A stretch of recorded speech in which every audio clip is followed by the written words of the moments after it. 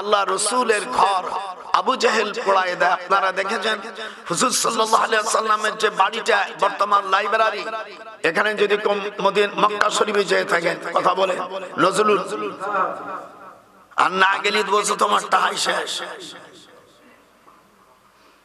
আল্লাহ আমাকে 34 বার বড় হজ করাইছে, 34 বার। উমরা কতবার করেছি এটা আবার বিছানা দেখলে আমি বলতে পারবো না। হুজুরের ঘরটা পোড়াই দিলেন 14 ফেব্রুয়ারি।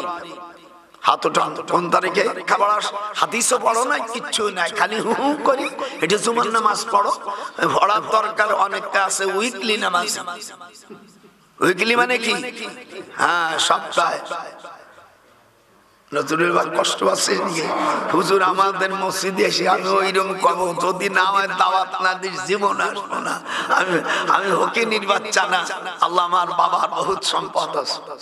তাছাড়া আইনের উপর ডক্টরেট পিএইচডি করা, কেউ দাওয়াত না দিলি আবার আমি হাইকোর্টে বার বসবো, ওখানে তৈরি করে খাবো।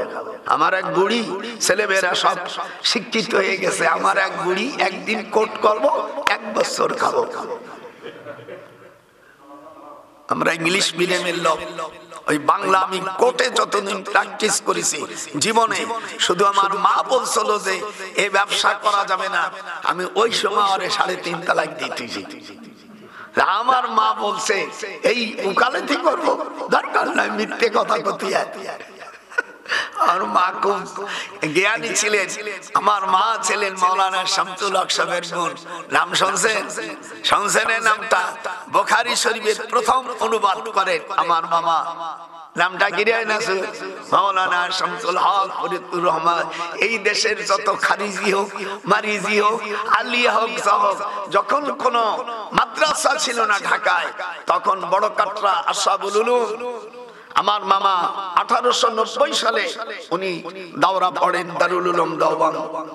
এরপরে বুখারা পড়েন, মামা সমরখান পড়ে, আমিয়া তখন বাগদাদে পড়ে। মামা 52 বছর সময় দিয়ে আর 52 বছর পর্যন্ত সে লেখাপড়া করছে। পৃথিবীর মধ্যে গোটা কয়েকজন আলেম যদি পৃথিবীর থাকে, তার মধ্যে প্রথম শ্রেণী, সকলের বড় আমি তা বলি না, ওই প্রথম শ্রেণীর আলেম যিনি বাংলা ভাষায় আমরা আজ বুখারী বুখারী বলি, এই বুখারী শরীফ লেখে আল্লামা আজিজুল হক ক্লাস 2 পড়েন। ছোটবেলায় মা মরে গেলে বাবা রাখাল চড়াতে দিত। আল্লামা মামুনুল হকের দাদা খুব ধনী ছিল। মামা বলল,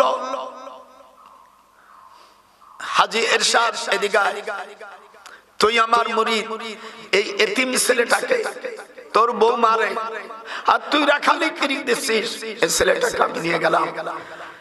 আল্লামা আজিজুল হকের উনি হাত ধরে শুকে মামা বললেন, এর আমি গোটা শরীর থেকে এলেমের ঘ্রাণ পাচ্ছি। এশিয়া মহাদেশের মধ্যে 65 বছর বুখারী পড়াইছেন, এত বয়স্ক কোন মানুষ নাই। আমার মামা নিয়ে আসলেন। আজিজুল হক ছোটবেলায় প্রসাব করতেন, আমার মামা ধুয়ে দিয়েছে। তখন বলছে, হুজুর আমি এতিম, আমার 4টে ভাত দিলে ভাত দায়ের আমার মামার, তোমার জাতি হবে না, আল্লাহ তাআলা জান্নাতুল ফেরদাউস নসিব করে। এই জন্য আপনারা আলেম বানাবেন। হয়তো দুনিয়া আপনার ছেলে 10 তলা 20 তলার মালিক না হতে পারে, কিয়ামতের ময়দানে 3 শ্রেণীর ব্যক্তি বেহেশতে যাওয়ার জন্য সুপারিশ করবে। কোরআন শরীফের মধ্যে 4টি আয়াত আছে।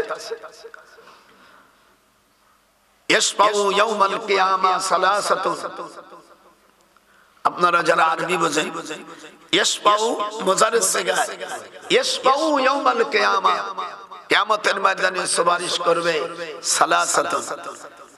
কয় শ্রেণী? 3 শ্রেণী। আল আম্বিয়া ওয়াল উলামা ওয়াশ শুহাদা।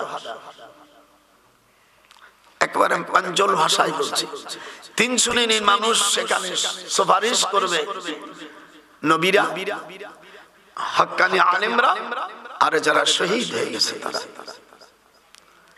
আপনার ছেলেকে আপনি আলেম বানান নাই, যখন কবরে যাবেন তখন বুঝবেন আপনি কত বড় মড়, আপনি কত বড় চালাক, আপনি কত বড় রাজনীতিবিদ।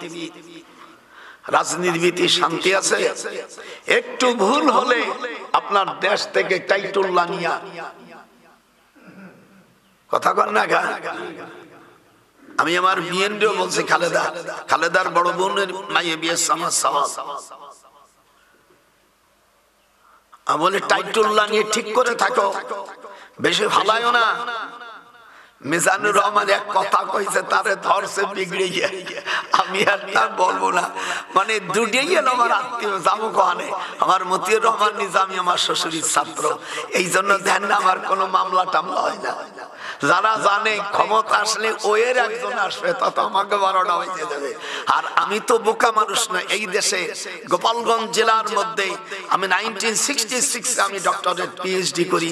আমার আগে আল্লাহর ঘরে বসে বলছি, আইনের উপর আমার আগে 1966 আগে কেউ পিএইচডি করেনি গোপালগঞ্জে আইন বিভাগে। এই জন্য আর আমি রাজনীতি করি না, রাজনীতি বুঝি কিন্তু রাজনীতি করি না। জানি ওখানে গেলে মাল পানি খেতেই হবে, না খালিও গালের মধ্যে কিছু চলে যাবে। এই যে এত সম্পদ, আমি চিন্তা করি মৃত্যুর পরে কাপড়ের কাপড়ের কোনো পকেট নাই। কথা কন না আপনারা যারা, এই নজরুল কথা বলিস না কেন? কাপড়ের কাপড়ের কোনো পকেট টকেট আছে নাকি? তাহলে এত দিয়ে দরকার কি তোমার? আমি বেনজিরকে বলছি, তুই ইন্সপেক্টর অফ পুলিশ ছিলেন আমার পাশের গ্রামের বাড়ি। ভাইজান দোয়ার মন কি দোয়ার, তোর নামই তো বলতে গেলি মানুষ আমাকে গালাগালি করে। তো এত সম্পত্তি, তুই সামান্য টিএমএ পাস করছিস, আর আমি তোর চাইতে লেখাপড়া বেশি জানি। তো আমার তো এত দরকার না, তোর এত দরকার। গোপালগঞ্জ তোর 600 বাড়ি, 600 বিঘে জায়গা তোর করা দরকার কি? তোর ইসি ঠাকুরগা বাড়ির দরকার কি? তোর অমক জায়গা দরকার কি? হ্যাঁ, এত বাড়ি তুই পারি কোহানে? এই যত পুলিশের টাকা নিয়ে এই কাম করেছ তুমি। মাথা নিচে হক কথা হলে আমি সকলরে বুঝ দিয়েছি, বেশি করো না। ইয়াউমা লা ইয়ানফাউ মালু ওয়ালা বানুন